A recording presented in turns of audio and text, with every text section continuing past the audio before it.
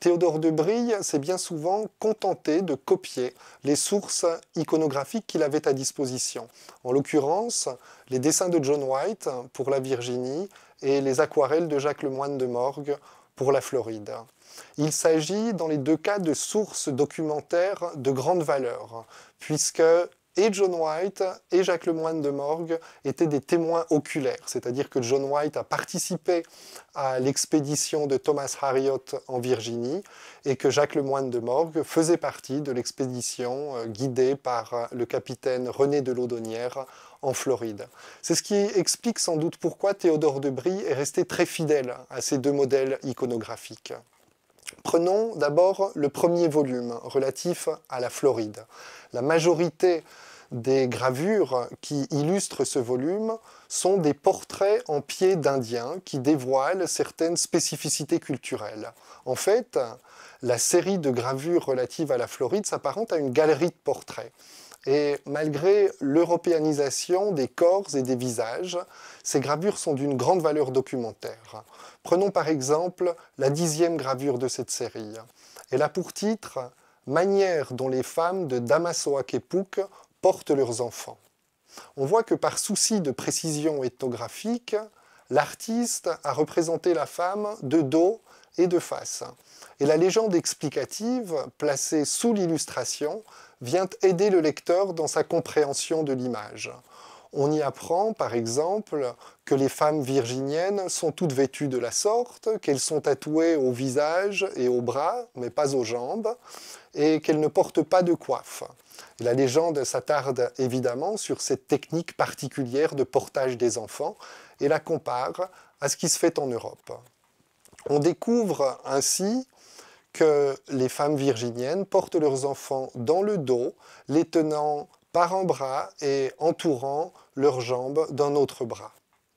Dans la série de gravures relatives à la Floride française, on trouve moins de portraits en pied et les Européens apparaissent souvent sur les gravures, aux côtés des Indiens.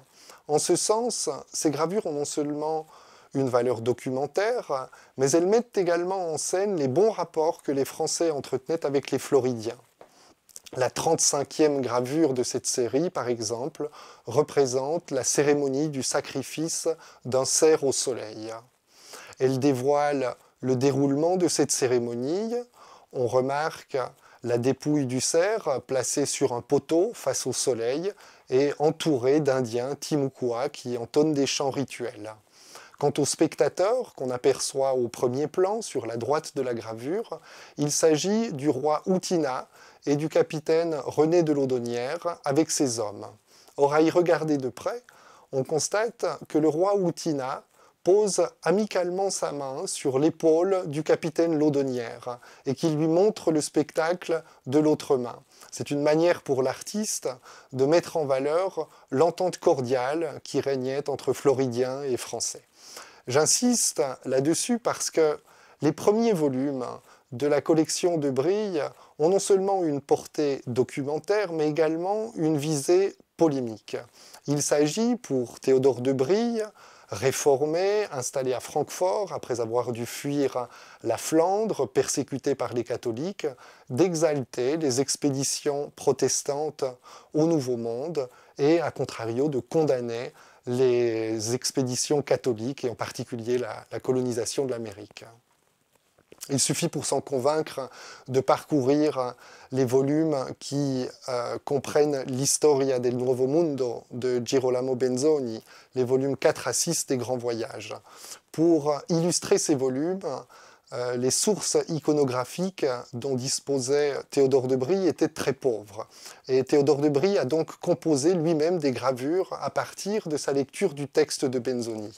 Or, on constate, en contemplant ces gravures, que les Espagnols y sont presque systématiquement dépeints comme de cruels destructeurs et qu'ils ne sont jamais représentés en entretenant de bonnes relations avec les Indiens.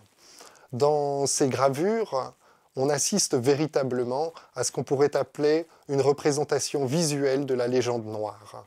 On y voit Les Espagnols, mais aussi des Portugais, infligeaient de cruelles tortures aux Indiens. Par exemple, sur cette gravure où le conquistador Balboa fait dévorer vivant par ses chiens des Indiens accusés de sodomie.